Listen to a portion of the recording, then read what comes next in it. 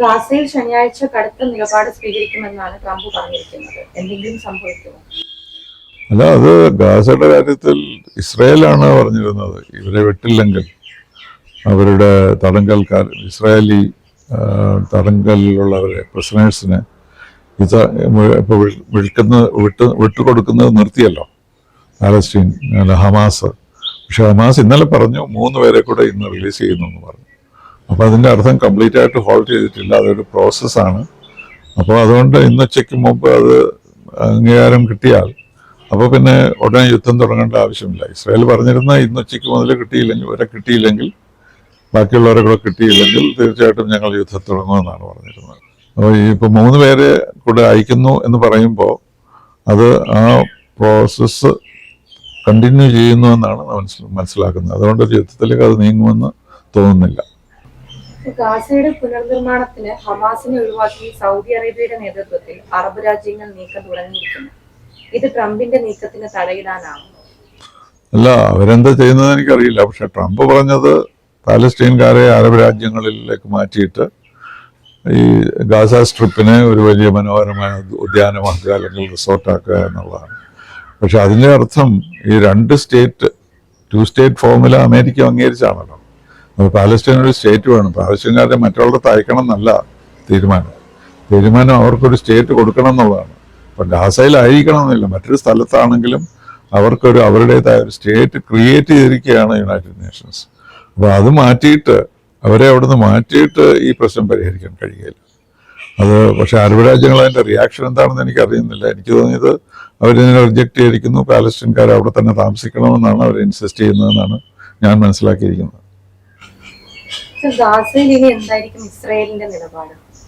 അത് ഇപ്പോൾ പറയാൻ കഴിയില്ലല്ലോ. അമേരിക്കയുടെ ഡിക്ലറേഷൻ പാലസ്തീൻ റിപ്പീറ്റ് ചെയ്തിട്ടില്ല, ഇസ്രായേൽ അത് പറഞ്ഞിട്ടില്ല അതാണ് മാർഗം എന്നുള്ളത്. പക്ഷെ ഇത് ട്രംപ് ആദ്യമായി പുറത്തു കൊണ്ടുവന്ന ഒരു തിയറി, ഒരു മാർഗമാണ്. അതാരെങ്കിലും അംഗീകരിക്കുമോ, എന്ത് സംഭവിക്കും എന്നുള്ളത് ഒരു തീർച്ചയുമില്ല. പക്ഷെ ഇതൊന്നും നമ്മുടെ ചർച്ചകളിൽ വന്നില്ല എന്നുള്ളതാണ് ഒരു ഭാഗ്യം. മുംബൈ ഭീകരാക്രമണ കേസിലെ പ്രതിയായ തഹാവൂർ റാണിയെ ഇന്ത്യക്ക് കൈമാറുന്നത് വലിയ നയതന്ത്ര നീക്കമാണ്. അതെ, തീർച്ചയായിട്ടും നമ്മൾ എത്രയോ വർഷമായിട്ട് അത് ആവശ്യപ്പെടുന്നതാണ്. നയതന്ത്ര നീക്കം എന്ന് മാത്രമല്ല, ആന്റി ടെററിസത്തിന്റെ പ്രയോറിറ്റി 2 രാജ്യങ്ങളും നമ്മൾ സമ്മതിക്കുന്നുണ്ട്. ഈ പ്രശ്നങ്ങളൊക്കെ പലതും ലോകത്തുണ്ടാകുന്നത് ടെററിസം കാരണമാണ്. അതുകൊണ്ട് ആന്റി ടെററിസത്തിൽ 2 പേരും സഹകരിക്കണം എന്ന ഒരു അണ്ടർസ്റ്റാൻഡിങ് ഉണ്ടായിട്ടുണ്ട്. അതിൻ്റെ വെളിച്ചത്തിലാണ് ഈ റാണയെ തിരിച്ചയക്കുന്നത്. അപ്പോൾ അയാൾ ഏറ്റവും വലിയൊരു ക്രിമിനലാണെന്നും ഒരു വലിയ ടെററിസ്റ്റ് ആണെന്നും അതുകൊണ്ട് അയക്കുകയാണെന്നും പറയുമ്പോൾ ആന്റി ടെററിസത്തിൻ്റെ കാര്യത്തിൽ ഇന്ത്യയും അമേരിക്കയുമായി സഹകരിക്കുന്നു എന്നാണ്. അപ്പോൾ അത് നല്ല കാര്യമാണ്. പക്ഷേ ഇനി അതെങ്ങനെ മുന്നോട്ട് പോകും, എന്ത് തരത്തിലുള്ള ശിക്ഷയാണ് അദ്ദേഹത്തിന് കൊടുക്കുന്നത് എന്നൊക്കെയുള്ള ഒരു ലോങ് ടേം കാര്യങ്ങളാണ് ചർച്ച ചെയ്യപ്പെടേണ്ടി വരും. ഇന്ത്യൻ US ബന്ധങ്ങൾക്ക് ഒരു പുതിയ അധ്യായം എഴുതിയിട്ടുണ്ടോ ഈ മോദി ട്രംപ് കൂടിക്കാഴ്ച? അത് വളരെ ചരിത്രപ്രധാനമായ ഒരു സന്ദർശനമായിരുന്നു പ്രധാനമന്ത്രി മോദിയുടെ വാഷിങ്ടണിലെ സന്ദർശനം. അത് സാധാരണയായി ഒരു പുതിയ പ്രസിഡന്റ് അധികാരത്തിൽ വരുമ്പോൾ അടുത്ത ബന്ധമുള്ള രാജ്യങ്ങളൊക്കെയാണ് ആദ്യമായി വിളിക്കുക. അക്കൂട്ടത്തിൽ നമ്മുടെ പ്രധാനമന്ത്രി ഉൾപ്പെടുത്തി എന്നുള്ളത് തന്നെ ഒരു പ്രത്യേകതയാണ്. സാധാരണ ജപ്പാൻ, ഓസ്ട്രേലിയ, ജർമ്മനി അങ്ങനെയൊക്കെയുള്ള അലൈഡ് രാജ്യങ്ങളെയാണ് ആദ്യം ക്ഷണിക്കുക.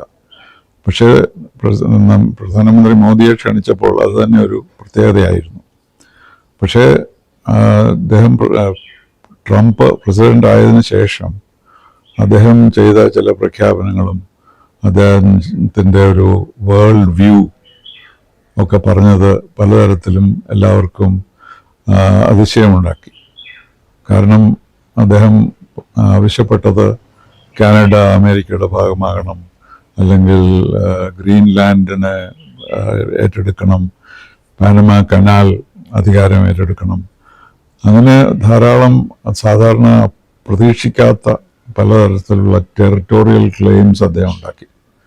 അതുപോലെ ട്രേഡിൻ്റെ കാര്യത്തിലും ട്രേഡ് വാർ തന്നെ ഉണ്ടായിരിക്കുമെന്നും അതുപോലെ അമേരിക്കയുടെ താല്പര്യങ്ങൾക്ക് വേണ്ടി ഉള്ള കാര്യങ്ങൾ മാത്രമേ ചെയ്യുകയുള്ളൂ എന്നൊക്കെ കുറച്ച് സ്റ്റേറ്റ്മെൻറ്റുകൾ അദ്ദേഹം ചെയ്തതുകൊണ്ട് ഒരു ഒരു ഒരു ഒരു എന്താണ്, എങ്ങനെയാണ് ഇത് വരിക, അദ്ദേഹം എങ്ങനത്തോടുള്ള സംസാരിച്ചാൽ എന്തൊക്കെയായിരിക്കും സംഭവിക്കുക എന്നൊക്കെ ആകാംക്ഷകളുണ്ടായിരുന്നു, എല്ലാവർക്കും ആശങ്കകളുണ്ടായിരുന്നു.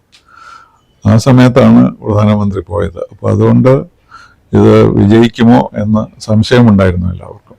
കാരണം ഈ കാര്യങ്ങളൊക്കെ ചർച്ച ചെയ്താൽ ഒരിക്കലും നമുക്കത് അംഗീകരിക്കാൻ സാധ്യമല്ല. മറ്റു രാജ്യങ്ങളുടെ സോവറിൻറ്റിയെ ചോദ്യം ചെയ്യുന്ന തരത്തിലുള്ള കാര്യങ്ങളൊന്നും നമുക്ക് എഗ്രി ചെയ്യാൻ കഴിയുകയില്ല. അപ്പോൾ അതുകൊണ്ട് ഇപ്പോൾ നമ്മളൊരു സന്ദർശനം നടത്തിയാൽ ഈ കാര്യങ്ങളൊക്കെ ചർച്ച ചെയ്യേണ്ടി വരും എന്നുള്ള ഒരു ആശങ്ക ഉണ്ടായിരുന്നു. പക്ഷേ പ്രധാനമന്ത്രി വളരെ കാര്യമായിട്ട് തന്നെ ഇതൊരു ബയലാട്രൽ വിസിറ്റായിട്ട് മാറ്റുകയുണ്ടായി. അതുകൊണ്ടാണ് ഇത് വിജയമായത്. കാരണം ട്രംപിൻ്റെ മറ്റ് ആശയങ്ങൾ ചർച്ച ചെയ്യപ്പെടുന്ന ഒരവസരമാണെങ്കിൽ അഭിപ്രായ വ്യത്യാസങ്ങൾ ധാരാളം ഉണ്ടാകുമായിരുന്നു. പക്ഷേ നമ്മുടെ പ്രധാനമന്ത്രി അദ്ദേഹം തിരിക്കുമ്പോൾ തന്നെ പറഞ്ഞു, എൻ്റെ സന്ദർശനത്തിൻ്റെ ഉദ്ദേശം ഇന്ത്യ അമേരിക്കൻ ബന്ധങ്ങൾ മെച്ചപ്പെടുത്തുകയാണ് എന്നാണ്. അപ്പോൾ അതിൽ തന്നെ ഉറച്ചു നിന്നു രണ്ടുപേരും. മറ്റു കാര്യങ്ങളിലൊന്നും ചർച്ച ചെയ്യാതെ രണ്ട് രാജ്യങ്ങളും തമ്മിലുള്ള ബന്ധങ്ങൾ മാത്രമായി അതിനെ ലിമിറ്റ് ചെയ്യുകയുണ്ടായി. അതുകൊണ്ട് മുമ്പ് ഉണ്ടായിരുന്ന ഇന്ത്യ അമേരിക്കൻ ബന്ധങ്ങളിലുണ്ടായിരുന്ന ചർച്ചകളും അതിൽ അവശേഷിക്കുന്ന കാര്യങ്ങളുമൊക്കെയാണ് ചർച്ചയ്ക്ക് വന്നത്. അതേസമയത്ത് തന്നെ രണ്ട് കാര്യങ്ങൾ ഉയർന്നു നിന്നിരുന്നു. ഒന്ന്, deportation of illegal aliens from America. അതുപോലെ അതിനെ നിർബന്ധിപ്പിക്കാൻ വേണ്ടി മറ്റു രാജ്യങ്ങളെ ഡിപ്പോർട്ടേഷൻ സമ്മതിക്കാൻ വേണ്ടി ട്രേഡ് വാർ ഉപയോഗിക്കുമെന്നും അദ്ദേഹം പറയുകയുണ്ടായി. അത് ശരിക്കും കൊളംബിയയുടെ കാര്യത്തിൽ അങ്ങനെ സംഭവിക്കുകയുണ്ടായി. കാരണം കൊളംബിയയിലേക്ക് 2 പ്ലെയിനിൽ ഡിപ്പോർട്ട് ചെയ്ത ആളുകളെ അയച്ചപ്പോൾ കൊളംബിയ അവരെ അവിടെ ലാൻഡ് ചെയ്യാൻ സമ്മതിച്ചില്ല, അവർ തിരിച്ചയച്ചു.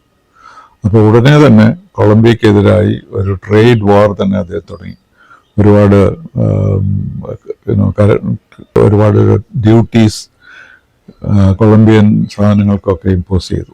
അത് കൊളംബിയക്ക് ഒരിക്കലും അംഗീകരിക്കാവുന്നതല്ല. കാരണം അവരുടെ കൂടുതലും പ്രോഡക്ട്സ് അമേരിക്കയിലേക്ക് പോകുന്നതാണ്. അതുകൊണ്ട് കൊളംബിയ പെട്ടെന്ന് തന്നെ ഇല്ല, ഞങ്ങൾ ഇവരെ അംഗീകരിച്ചോളാം, ഡിപ്പോർട്ടീസിനെ അക്സെപ്റ്റ് ചെയ്തോളാം എന്ന് പറഞ്ഞു. അപ്പോൾ അങ്ങനൊരു ഈ ഡിപ്പോർട്ടേഷനും ട്രേഡ് വാറും തമ്മിലുള്ള ഒരു ബന്ധം അങ്ങനെ സൃഷ്ടിക്കപ്പെട്ടു. അപ്പോൾ മറ്റു രാജ്യങ്ങളും അതുപോലെ നിരാകരിച്ചാൽ ഒരുപക്ഷെ ട്രേഡ് വാർ ആകും ഉണ്ടാവുക എന്നുള്ള ഒരാശങ്ക എല്ലാവർക്കും ഉണ്ടായിരുന്നു. പക്ഷെ നമ്മുടെ കാര്യത്തിൽ അതിൻ്റെ ഇത് കൂടാതെ ഒരു പ്രശ്നമുണ്ടായത്, കുറേ ഇന്ത്യൻ ഇല്ലീഗൽ ആയിട്ടുള്ള ആളുകളെ ഇന്ത്യയിലേക്ക് നമ്മുടെ അറിവുണ്ടായിരുന്നെങ്കിലും സമ്മതമില്ലാതെ തന്നെ ഒരു പ്ലെയിൻ നിറയെ 104 പേരെ ഇന്ത്യയിലേക്ക് അയച്ചു. അവരിറങ്ങിയപ്പോഴാണ് നമ്മൾ കണ്ടത് അവർ ചെയിനിട്ടും അല്ലെങ്കിൽ ചങ്ങലയിട്ടും ഒക്കെയാണ് വലിയ 40 മണിക്കൂർ ഫ്ലൈ ഒക്കെ ചെയ്ത്. അപ്പോൾ അവരെ വളരെ ഒരു അൺഡിസൈറബിളായിട്ട് അവരെ ട്രീറ്റ് ചെയ്തു എന്നുള്ള ഒരു പരാതി ഇന്ത്യയിലുണ്ടായി. അത് ലോക്സഭയിലൊക്കെ നമ്മുടെ പാർലമെൻറ്റിലൊക്കെ പ്രതിഫലിച്ചു. അങ്ങനെ ഇവിടുന്ന് ഒരു സംശയം ഉണ്ടായിരുന്നു, അദ്ദേഹം പോയാൽ ഈ കാര്യം അവിടെ പറയുമോ, അങ്ങനെ ആയാൽ ഈ ബന്ധത്തിന് എന്ത് സംഭവിക്കും, ഇങ്ങനെയുള്ള കുറേ ആശങ്കകളൊക്കെ ഉണ്ടായിരുന്നു. പക്ഷേ അദ്ദേഹത്തിൻ്റെ സന്ദർശനം തികച്ചും ബയലാട്രൽ ആയിരുന്നുകൊണ്ട്, ഉഭയകക്ഷി ബന്ധങ്ങൾ മാത്രമായിരുന്നുകൊണ്ട് ഈ കാര്യങ്ങളൊന്നും വന്നില്ല. ഡിപ്പോർട്ടേഷൻ്റെ കാര്യത്തിൽ ഇന്ത്യ നേരത്തെ തന്നെ പറഞ്ഞിട്ടുണ്ട്, ഇന്ത്യക്കാരായിട്ടുള്ളവർ നമുക്കറിയാവുന്ന ആളുകളെ തിരിച്ചയക്കുകയാണെങ്കിൽ നമ്മൾ ഇവിടെ സ്വീകരിക്കും എന്ന് നേരത്തെ പറഞ്ഞിരുന്നു. അപ്പോൾ അതൊരു ചർച്ചയായില്ല. പക്ഷെ അത് അവരെ നല്ലതുപോലെ ട്രീറ്റ് ചെയ്തില്ല എന്നുള്ള പരാതി അദ്ദേഹം പ്രസിഡന്റ് ട്രംപിനോട് ഷെയർ ചെയ്തോ എന്ന് നമുക്കറിയില്ല.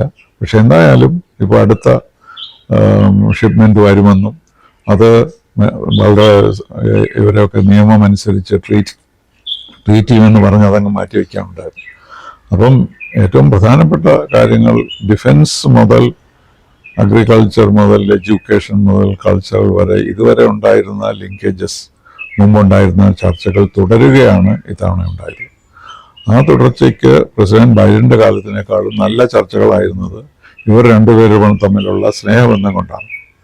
അപ്പോൾ രണ്ടുപേരും അന്യോന്യം നിങ്ങളാണ് നല്ല നെഗോഷിയേറ്റർ, നിങ്ങളാണ് എൻ്റെ വലിയ സുഹൃത്ത് എന്നൊക്കെ പറഞ്ഞ് വളരെ ഒരു സുഹൃത്ത് അന്തരീക്ഷമാണ് അവിടെ സൃഷ്ടിക്കപ്പെടുകയുണ്ടായത്. അതുകൊണ്ട് ഈ കാര്യങ്ങളിലെല്ലാം പുതിയ ടെക്നോളജി ആയാലും ആർട്ടിഫിഷ്യൽ ഇൻ്റലിജൻസ് ആയാലും ഡിഫൻസ് കോർപ്പറേഷൻ ആയാലും എഡ്യൂക്കേഷൻ, കൾച്ചറൽ കോർപ്പറേഷനിലെല്ലാം ഈ ജോയിൻറ്റ് സ്റ്റേറ്റ്മെൻറ്റിൽ പറയുന്ന പോലെ തീരുമാനങ്ങൾ ഉണ്ടായി, അത് മുന്നോട്ട് പോകാൻ സാധ്യതയുമുണ്ട്. അപ്പോൾ അങ്ങനെ ഒരു ആശങ്കയുണ്ടായിരുന്ന ഒരു സ്ഥിതിയിൽ നിന്ന് ഇപ്പോൾ വളരെ വിജയകരമായ ഒരു മാറ്റം വന്നത് ഇതൊരു ഉഭയകക്ഷി ചർച്ചയായിട്ട് മാത്രം അത് ലിമിറ്റ് ചെയ്തു എന്നുള്ളത് കൊണ്ടാണ്.